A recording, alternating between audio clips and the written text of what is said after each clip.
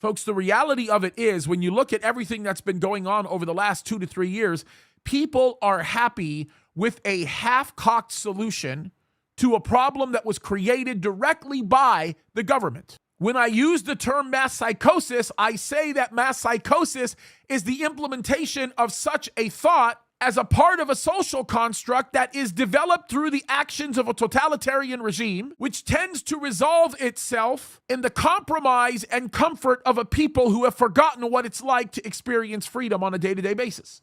It becomes the problem that Esau faced early on when he was overwhelmed by a deep-rooted hunger that was caused by an element of angst through the exhaustion that he felt, and disdained what God had given him, so much so that he took what would have been hundreds of millions of dollars and literally threw it away like toilet paper so that he could have a bucket of stew. We are doing that right now, folks. We have been given a birthright in this country. We have been given freedoms that very few nations have ever experienced. And because of the implementation of mass psychosis through the totalitarian actions of a group of leaders, we are beginning to accept what the status quo is of the nation in which we live. Now, this takes us back to not only the Great Reset, where they say that you will own nothing and like it. Things are getting darker, they're getting worse, and this begins to develop into an argument that a lot of people are not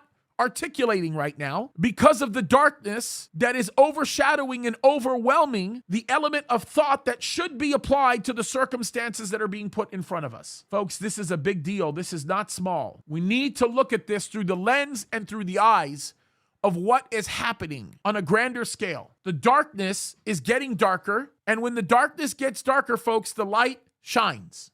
People, I want you to understand what the digital dollar is actually going to do. It's not theoretical. This is not something that you can look at and say, well, this is a theory and this potentially could happen. Understand that what the Federal Reserve can easily do is they can take advantage of the particular circumstance that you are in right now and use the existence or the introduction of this central bank digital currency to track your purchases. Not just to track your purchases, folks. They can control what you can buy and what you can't buy. Did you know right now that there are some visas that are supposed to be, in the name of climate change, supposed to be restrictive with the use of fossil fuels? For example, when you go to buy gas, you are limited only to a certain amount of gas when you buy it, and then you can only buy it at the time of day that they want you to buy it. If you try to do it any other time other than that time, what they will actually do is they will block the purchase. They're already doing it with Visa cards, folks. They've been doing it with Visas for a very, very long time. MasterCards, American Express, you name it. They're doing it with all of them. Imagine what would happen if they can control your currency through a central bank. Imagine that for a second.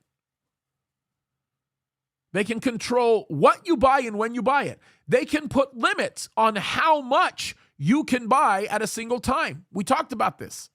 You're not allowed to buy more than 6 gallons of gas. Sorry, you buy more than that, then you extend the carbon footprint beyond that which we think is acceptable or safe for you. That's exactly the direction that we're going in, folks.